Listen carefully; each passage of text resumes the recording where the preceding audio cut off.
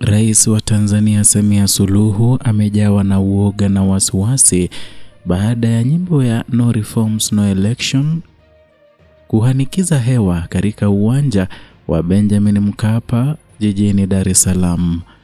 Ujambo na karibu kwa taarifa zetu za Kenyascope, na tafadhali kumbuka kusubscribe. Leo tunakuletea mkusanyiko wa tukio lililobeba sura mbili tofauti katika uwanja wa Benjamin Mkapa jijini Dar es Salaam, ambapo historia ya soka iliandikwa kwa mara nyingine, huku sauti ya kisiasa ikisikika kwa nguvu isiyotarajiwa. Na katika mechi ya mwisho ya ligi kuu ya Tanzania bara msimu wa mwaka 2024 mwaka 2025, timu ya Yanga imeendeleza ubabe wake kwa kuibuka na ushindi wa mabao 2-0 dhidi ya wapinzani wao wa jadi Simba. Ushindi huu umeifanya Yanga kutoa ubingwa wa ligi hiyo kwa mara ya 31 katika historia yao na mara ya 4 mfululizo, rekodi inayodhihirisha udhabiti wa klabu hiyo katika soka la Tanzania kwa miaka ya karibuni. Mashabiki wa Yanga walijitokeza kwa wingi wakijaza uwanja na kupamba kwa rangi za kijani na njano, huku shangwe zikitawala kwa kila kona. Mitandao ya kijamii kama X, Instagram na Facebook ilifurika salamu za pongezi kwa wachezaji, benchi la ufundi na uongozi wa klabu hiyo maarufu kwa jina la Wananchi.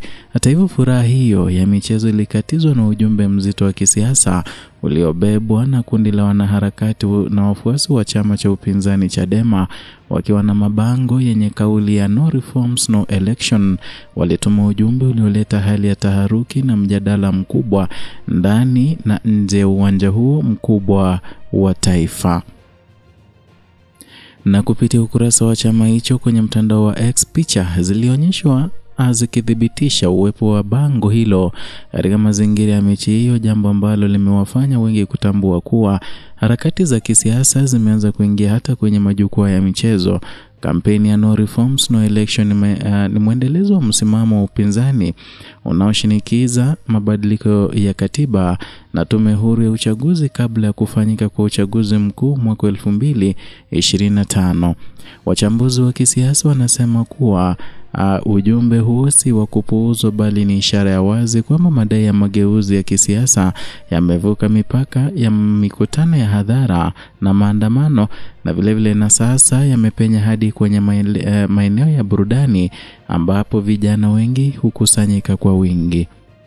Kwa upande mwingine, Azam TV kupitia ukurasa wao rasmi waliuthibitisha ushindi wa Yanga na kusisitiza kuwa ni taji la 31 kwa klabu hiyo, jambo linaloweka historia mpya katika soka la Tanzania na kuonyesha uimara wa Yanga kwa miaka 4 mfululizo.